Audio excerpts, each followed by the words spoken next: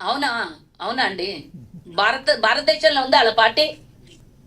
మీకు తెలియదా ఆయన ఎన్నెన్ని రాష్ట్రాలు తిరిగారో? మా పార్టీతో వాళ్ళ పార్టీని పోలుస్తారు ఏంటండి మీరు?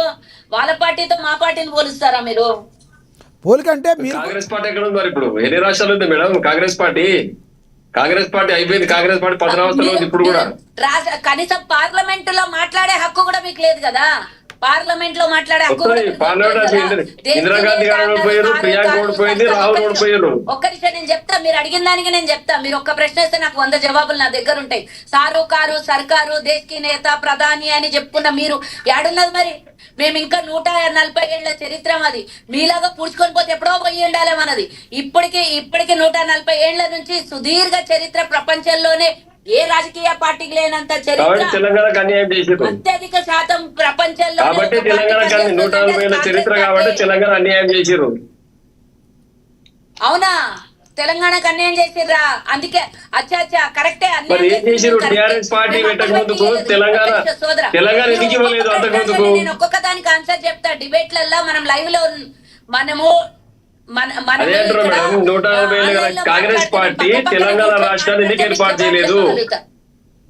కేసీఆర్ గారి కంటే ముందు తెలంగాణ రాష్ట్ర సమితి పుట్టక ముందుకు తెలంగాణ రాష్ట్రాన్ని కాంగ్రెస్ పార్టీ ఎందుకు ఏర్పాటు చేయాలని అడుగుతా ఉన్నాను నేను.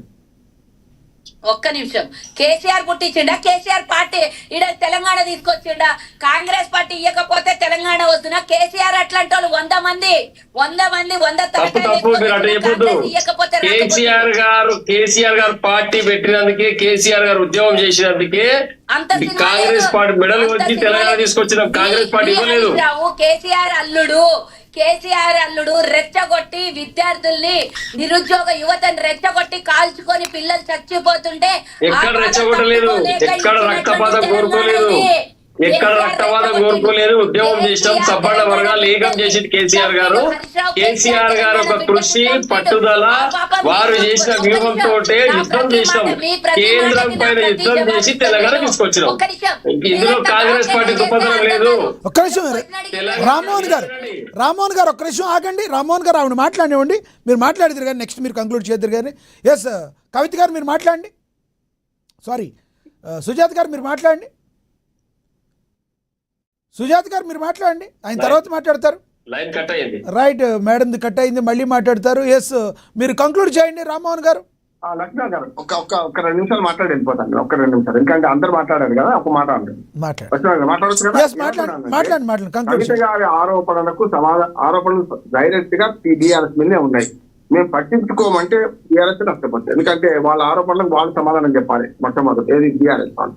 రెండోది ఏంటంటే కవిత గారి ఆరోపణలు బీఆర్ఎస్ మీద చేస్తున్నప్పుడు కాంగ్రెస్ పార్టీ అధికారంలో ఉంది కనుక వారు చేస్తున్న ఆరోపణలకు ఏది అవినీతి ఆరోపణలు చేస్తున్నో వాటి మీద విచారణ జరిపించాల్సిన బాధ్యత మన కాంగ్రెస్ పార్టీ ఉంది. ఇంకోటి పైనీర్ లాంటి పత్రికను కొన్నారు, ఇంకా తప్ప ఇక్కడికి మనకు కేటీఆర్ కి అని అంటుంది కదా. కేంద్ర ప్రభుత్వం కూడా ఏం చేయాలంటే వీటి మీద విచారణ జరిపించాలి. ఈడీ ఎందుకు పని పంపలేదు? మరి కవిత గారికి వీళ్ళు భద్రత వ్యతిరేకమైన తెలంగాణ కాంగ్రెస్ పార్టీ ఏమో కవిత గారి ఆరోపణలు ఎవరి మీద డైరెక్ట్ గా బీఆర్ఎస్ నాయకుల మీద, మాజీ ముఖ్యమంత్రి, అట్లాగే మాజీ ఆర్థిక మంత్రి, మాజీ ఇరిగేషన్ శాఖ మంత్రి, మాజీ మున్సిపల్ శాఖ మంత్రి, అందరి మీద రాజ్యసభ సభ్యుడు సంతోషంగా ఆరోపణలు చేస్తుంది కదా. వీటి మీద కాంగ్రెస్ పార్టీ విచారణ జరిపించాలి. మంచి అవకాశం కదా, కుటుంబ సభ్యులు చేస్తున్నారు కదా. రెండోది ఈడీతో విచారణ జరిపించాల్సిన బాధ్యత బీజేపీ ఉంది అంటున్నాను. సరే, పవన్ కళ్యాణ్ విషయం మధ్య పక్కన పెడదాం. ఇవైతే అవినీతి ఆరోపణలు డైరెక్ట్ చేస్తున్నది. ఆమె ఆరోపణ నిజముందా లేదా తేల్చాల్సిన బాధ్యత, మనం ఎదుర్కోవాల్సిన బాధ్యత ఏమో బీఆర్ఎస్ కి. దాని మీద నిజానిజాలు విచారించి, అంటే పబ్లిక్ మనీ ఉంటది కదా, పబ్లిక్ మనీ దుర్వినియోగమైంది అంటుంది కదా. ఆమె గుంటనక్క దోచుకుంటున్నట్టుంది, ₹1,000 ఎక్కడ అంటున్నది. కేటీఆర్ ఏమో డైరెక్ట్ పైనీర్ పత్రిక కొన్నాడు, 188 కోట్ల డైరెక్ట్ ఆరోపణ చేస్తుంది కదా. పైనీర్ పత్రిక కొన్నదంటే ఎక్కడి నుంచి డబ్బులు వచ్చినాయి? 188 కోట్లు, 88 వచ్చినాయి. అది ఇంకెప్పుడు విచారణ జరిపించారు కదా. ఇప్పుడు ఏమైందంటే బీఆర్ఎస్ మీద ఎక్కువ పెడుతున్నారు విమర్శలు అని చెప్పి సంతోషపడుతున్నారు. కానీ రేపు పొద్దున ఈమె విమర్శలు అటువైపు కూడా ఉన్నాయి కనుక వాళ్ళు కూడా కవిత మీద చర్య తీసుకుంటే వేరు. కవిత గారు ఒక ఆరోపణలు చేసింది, ప్రజలు కూడా అర్థమవుతుంది ఏంటంటే గతంలో బీఆర్ఎస్ హయాంలో ఇంత అవినీతి జరిగిందని అర్థమవుతుంది. ఈ అవినీతిని నిరోధించడానికి ఏం చేయాలి? ఇప్పుడు బీఆర్ఎస్ అధికారంలో లేదు, వాళ్ళ మీద వాళ్ళు వేసుకోలేరు. కానీ ఏం చేయాలి? కాంగ్రెస్, బీజేపీ తెలంగాణ ప్రజాధారణ దుర్వినియోగమైంది. ఆ కవిత గారు ఆరోపణ చేశారు. ఈ ఆరోపణ నిజమా కాదా తేల్చాల్సిన బాధ్యత మాత్రం ఖచ్చితంగా ఈ 2 అధికార పార్టీ, కేంద్ర ప్రభుత్వం, రాష్ట్ర ప్రభుత్వం వాళ్ళ మీద బాధ్యత ఉందని నేను అంటున్నాను. రైట్ సుజాత కాజా గారు మీరేమంటారు? మాట్లాడండి. మాట్లాడలేదు, కంక్లూజన్ అయ్యాక తనకి ఇవ్వండి. యా యా ఎందుకంటే తన ఆంధ్ర వర్షన్ కదా, ఆంధ్ర వర్షన్ మాత్రం మాట్లాడగలుగుతుంది. ఇక్కడ తెలంగాణ ఇష్యూ పెట్టారు కాబట్టి తెలంగాణ సబ్జెక్ట్ మాకు కాదు మేడం, తెలంగాణ వర్షనే. తెలంగాణలో జనసేన పార్టీ ఉంది. మీరు గుర్తించట్లేదో మీకు భయం వేస్తుందో నాకు తెలియదు, కానీ తెలంగాణ జనసేన పార్టీ నేను ఉంది. చెప్పిన మాట మీకు అర్థం కానట్టుంది. ఆంధ్ర వర్షన్ అన్నా నేను, మీరు ఆంధ్రలో ఆంధ్ర వర్షం కాదండి, తెలంగాణ రాజకీయాన్ని మాట్లాడుతున్నాను. ఇది ఆంధ్ర రాజకీయం కాదు. కవిత మాట్లాడింది తెలంగాణ పవన్ కళ్యాణ్ గురించి పవన్ కళ్యాణ్ గారి మాట్లాడింది తెలంగాణ కవిత గురించి కాదు, పవన్ కళ్యాణ్ గురించి అడిగారు. పవన్ కళ్యాణ్ గారి మీద భార్య గురించే పవన్ మాట్లాడారు. కళ్యాణ్ గారి మీద కవిత చేసిన కామెంట్స్ గురించి మాట్లాడారు. అది పక్కా తెలంగాణకు సంబంధించిన ఇష్యూనే. పవన్ కళ్యాణ్ గారు తెలంగాణ రాజకీయాల్లో రావడానికి కవిత గారికి అభ్యంతరం ఉందని చెప్పి ఆవిడ వ్యాఖ్యలు చేయడం, ఆవిడ ఆ పార్టీకి అంటే రాజకీయాలకు సంబంధం లేకుండా కూడా ఇడుపు కాగితం అనే దాని మీద నీచమైన వ్యాఖ్యలు చేయడం గురించి లక్ష్మీనాథ్ గారు అడిగారు. దానికి సమాధానం చెప్పాను. ఆంధ్ర బ్యాచ్ అంతా అలాగే కామెంట్స్ చేశారు కదా తెలంగాణ మీద. మేడం మీరు రాజకీయాల్లో ఉండి కూడా ఒక్క నిమిషం అండి, మీరు సోషల్ మీడియాలో ఎవడో ఏదో మాట్లాడితే అది పవన్ కళ్యాణ్ అన్నట్టు, అది పవన్ కళ్యాణ్ అన్నట్టు, జనసేన అన్నట్టు ఎలా కన్ఫైన్ చేస్తారు? ఒక్క నిమిషం నేను మాట్లాడండి.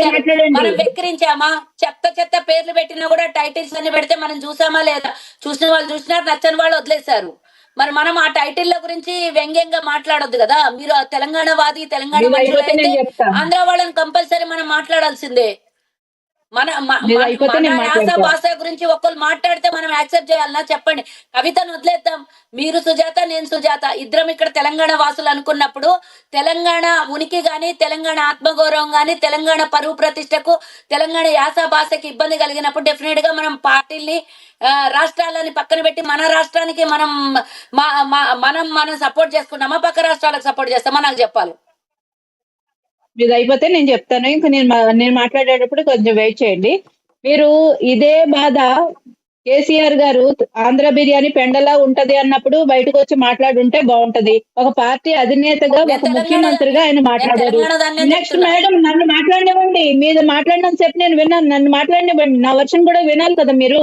అలాగే ఇప్పుడు కవిత విషయానికి వచ్చేటప్పటికి ఎవరో సోషల్ మీడియాలో ఒక ఊరు పేరు లేని ఒక కార్యకర్త కూడా కాదు, ఒక సినిమా అభిమాని మాట్లాడిన పిచ్చి మాటలు తీసుకుని వచ్చి డైరెక్ట్ గా పవన్ కళ్యాణ్ గారి మీద, జనసేన పార్టీ మీద వేయడం చాలా అన్యాయం. అది జనసేన అన్నట్టు ఎట్లా కన్ఫైన్ అవుతారు మీరు?